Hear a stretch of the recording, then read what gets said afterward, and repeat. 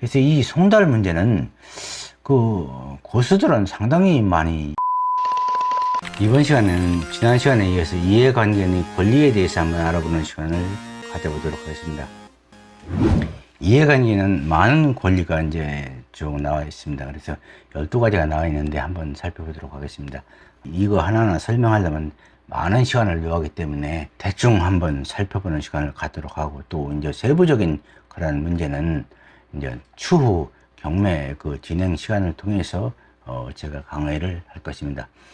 이해관계의 권리는 집행에 관한 이의신청이나 그다음 부동산에 대한 침해 방지권, 방지신청권, 그다음에 경매 결정에 대한 이의신청권, 배당 요구 신청 및 이중 경매 신청이 있으면 법원으로부터 그 통지를 받을 수 있는 권리, 그다음에 매각 결정 기일을 통지받을 수 있는 권리, 매각 기일에 출석하여 매각 기일 조서에 서명할 수 있는 권리, 최저 매각 가격 외의 매각 조건을 변경에 관해서 합의할 수 있는 권리, 매각 결정 기일에 매각 허가에 관한 의견을 진술할 수 있는 권리, 매각 허가 여부 결정에 대해서 즉시 항고할 수 있는 권리, 배당 기일에 통지를 받을 수 있는 권리, 배당 기일에 출석하여 배당 표에 관해서 의견을 진술할 수 있는 권리, 배당 기일에 출석하여 배당에 관한 합의를 할 수 있는 권리, 이런 여러 가지 권리가 주어집니다. 그래서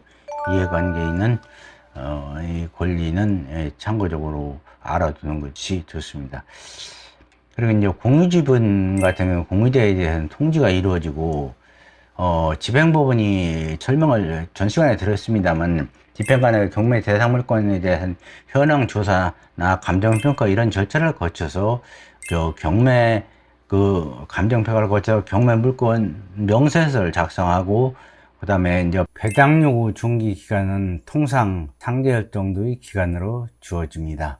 배당 요구 중기 일 이내에 이해 당사자는 배당을 신청하던가 이의를 신청하던가 이렇게 해야 됩니다. 경매 개시 결정에 따라 압류 효력이 생긴부터 일주일 이내에 이것은 공고를 하고 첫 매각기일 이전으로 해야 됩니다. 그래서 배당 요구는 중요한 사항입니다. 배당받을 당사자들은 배당 기간에 신청을 해야 됩니다. 배당 요구 신청은 샘플을 하나 제가 이렇게 만들어 봤는데, 이렇게 해서 신청을 하면 됩니다. 이 사건 번호 이름 적고서 주소 적고 이제 전화번호 적고, 이렇게 법원에 입찰시 모든 서류는 사인이 안 됩니다. 도장으로 해야 됩니다. 그래서 만일 도장을 안 가져갔을 때는 법원에는 어느 법원이나 앞에 도장 파는 도장가가 있으니까 즉시 가서 파가지고 와서 그렇게 해야 됩니다. 그리고 이제 요거는 배당 권리 신고견 배당 요구 신청서, 이거는 이 양식입니다. 그래서 요거는 또 소액임차인 우선 배당 요구 신청 이렇게 나와 있습니다. 그래서 소액임차인도 배당 요구를 하는 게 좋습니다. 최우선 변제권자는 사실 소액임차는 최우선 변제 금액에 해당되면은 만약 배당 신청을 안 해도 배당은 해당됩니다. 그러나 그냥 배당 신청을 하는 것이 좋습니다. 그리고 이해 당사자한테 이해관계에는 이제 통지를 하고, 그 다음에 배당 기일 지정과 통지를 하고, 뭐 이런 식으로다가 쭉 절차상 이제 이렇게 진행이 됩니다. 그래서 이제 그 진행 절차를 한번 해봤고, 또 매각 허가에 대한 이제 이의 신청을 이제 할 수 있다 했는데, 이제 즉 매각 불허가 신청입니다. 예를 들어서 입찰을 했는데 세입자가 권리가 없는 줄 알았는데 권리가 있다든가, 세입자 안에 세입자가 없는 것으로 뭐 이렇게 했는데 있는 것이라든가, 혹은 예를 들어서 현장에 가보니까 공장인데 매각 물건 명세서에는 기획기구가 많이 있는데 가보니까 하나도 없다든가, 집을 샀는데 뭐 불이 나서 멸실이 됐다든가, 뭐 이런 경우에는 매각 불허가 신청을 내고, 또 법원에서 이제 송달이 불용되는 경우가 여러 사건을 하다 보니까 가끔 있습니다. 그래서 그런 경우는 법원이 귀책사입니다. 그래서 특히 이제 그런 경우에는 매각 불허가 신청을 통해서 매각 불허가를 받을 수 있어요. 특히 이제 송달이 불용돼 있을 경우 뭐 당연히 이 당사자로서 송달이 돼야 되는데 송달이 안 된 경우에는 법원은 쉽게 매각 불허가 신청을 내줍니다. 그리고 뭐 거의 매각 불허가 신청 대상 그런 그 경우는 많이 있습니다. 여기 이제 아래 제가 이제 쭉 한번 이렇게 표시를 했는데 강제 집행을 허가 조건 집행을 계속할 수 없을 때, 또 채무가 매수인이 부동산을 매수할 능력이나 자격이 없을 때, 매수할 자격이 없는 사람이 또 실질적인 이해관계는 이탈해서 안 되는, 예를 들어서 공유지분 분할해서 공유자가 뭐 딴 사람을 내세워서 매수 신청을 한다던가, 뭐 또 매수 신청을 방해하고 담합하거나 매각 실질을 방해한 사람 등에 해당할 때,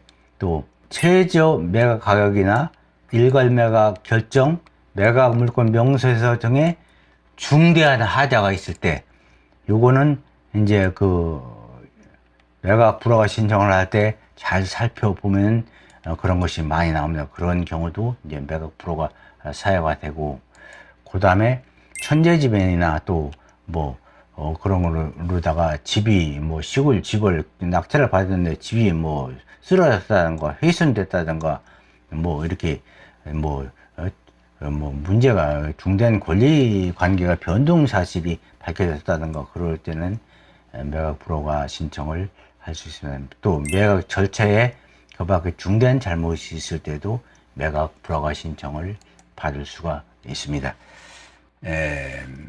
매각 허가에 대해서 이제 즉시 항고를 할 수 있고, 결정에 대해서 이제 확정되면 3일 안에 이제 대금 납부 기한을 지정을 통지하게 됩니다. 그래서 이제 그 통상 이제 일주일 정도 이제 그 이의 신청 기간을 주는데, 그때 이제 그런 것이 없으면 그냥 매각 허가 결정이 나고 그 후에는 진행이 됩니다. 그러면 대금 납부 기간을 통상 이제 1개월을 주는데, 여기서 1개월을 주는데 이 1개월은 꼭 1개월을 지날 필요는 없습니다. 이거는 예를 들어서 사건에 따라서 다르면, 사건에서 이 채무자가 돈을 도저히 갚을 수 없는 경우라면 1개월이 지난 후에 갚아도 되지만은, 만일 채권액이 적어서 변제의 가능성이 있다 하면은 바로 갚아야 됩니다. 바로 갚고서 등기를 하면 끝납니다. 그런데 만일 한 달을 기다리다가 그 채무자가 그 채권을 갚아버리면 낙찰받은 게 아무 소용없어요. 그대로 날아갑니다. 그래서 예를 들어서 그런 경우를 대비해서 사건에 따라서 대금 납부 기간은 당사자가 이렇게 잘 생각해서 납부를 해야 됩니다. 또 이제 대금 미납 시는 재경매를 이렇게 하게 되는데, 뭐 대금을 안 내가지고 재경매를 들어갔다 해도 재경매 그 절차 진행 중에라도 이제 대금만 납부하면 됩니다. 다시 낙찰이 되기 전에만 납부하면 되는데, 대신 이자를 부담해서 해야 됩니다. 그러면 이제 대금 납부를 하면 그 이제 배당을 하게 됩니다. 배당을 하게 되는데, 배당을 그 한 후에 그 배당이에 있으면 배당이 신청을 받고 일주일 이내에 배당이 신청을 해야 됩니다. 배당이 확정될 때는 배당을 한다는 배당금을 이제 공탁을 하게 되고, 그리고 대금 납부 시 이제 소유권 이전 등기 촉탁을 해서 이제 등기를 진행하면 됩니다. 그래서 이제 이때 또 한 가지 중요한 것은 그 바로 인도명령을 신청을 해야 됩니다. 인도명령을 이제 신청을 하지 않고 그대로 이제 6개월이 지나버리면은 나중에는 이제 명도소송을 해야 됩니다. 명도소송을 해야 돼서 그 전에 그 인도명령을 신청을 해야 됩니다. 그래서 명도를 할 때는 한편으로는 그 사람을 만나서 협의에 의해서, 뭐냐면 인도명령 할래도 인도명령 하려면 이제 집행비가 들기 때문에, 뭐 그 예를 들어서 30평이라든가 뭐 돈 100만 원이나 200만 원 이하에 이렇게 협의가 된다면 그냥 좋게 끝나기 위해서 상대방한테 이렇게 주고 그것을 인도명령을 뭐 진행을 하지 않거나 협의를 다 끝내는 것이 좋습니다. 그런데 이제 저항을 하고 뭐 하면 할 수 없이 그 인도명령을 진행해서 그에 대한 절차에 따라서 그 명도를 하면 됩니다. 그래서 명도는 초보자들이 항상 어려워하는 문제인데 뭐 그렇게 큰 문제는 없습니다. 그리고 인도명령 할 때는 점유전 금지 가처분을 하는 것이 좋습니다. 그래서 왜냐하면 그 사람을 인도명령을 했는데 뭐 나중에 인도명령 가보니까 다른 사람이 와서 그 사람이 나가버리고 그러면은 그 당사자가 다르니까 저 진행을 할 수가 없습니다. 그래서 그런 경우는 꼭 점유이전 금지 가처분 신청을 함께 해가지고서 진행을 하게 하는 것이 좋습니다. 그리고 이제 송달이를 참고적으로 제가 이제 이렇게 참고사항으로 다 했는데 송달이 굉장히 중요합니다.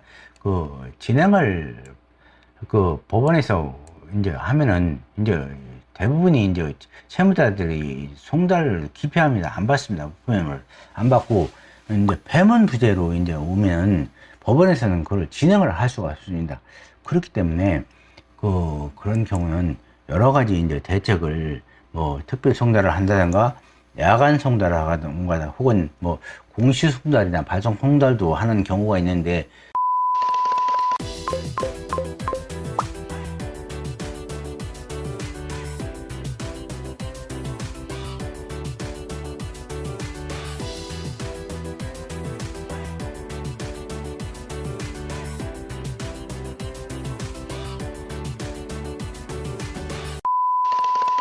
공시송달이나 발송송달은 허가를 안 해줍니다. 그리고 이제 변호사한테는 그 송달이라는 특례가 있어서 예를 들어서 그 전자소송의 경우는 그 변호사가 그것을 여러 번 송달을 받은 것으로 간주합니다. 근데 이제 예를 들어서 그 공시송달의 경우는 나중에 공시송달이 지난 다음에 그 당사자가 나는 몰랐다. 그렇다면 그 알고 나서 2주일 이내에는 추한항소를 통해서 다시 다툴 수도 있습니다. 국내에 거주자는 2주에 효력이 발생하는데 외국의 경우는 2개월 후에 효력이 발생합니다. 그래서 이 송달 문제는 그 고수들은 상당히 많이 이용하고 자기가 유리한 쪽으로 진행을 합니다. 그 뭐 일부러다가 희생 신청을 해가지고서 시간을 벌고서 근데 임의경매는 해당이 안 됩니다. 이미 임의경매는. 근데 강제경매는 여러 가지 작전을 딸 수 있는 그 범위도 많습니다. 그래서 이런 것은 참고적으로 알아두시면 좋고, 그래서 이 내용을 한번 읽어보시면서 오늘 강화한 내용을 상기하여 이거는 다 외울 필요는 없습니다. 참고적으로 한번 알아두시면 좋기 때문에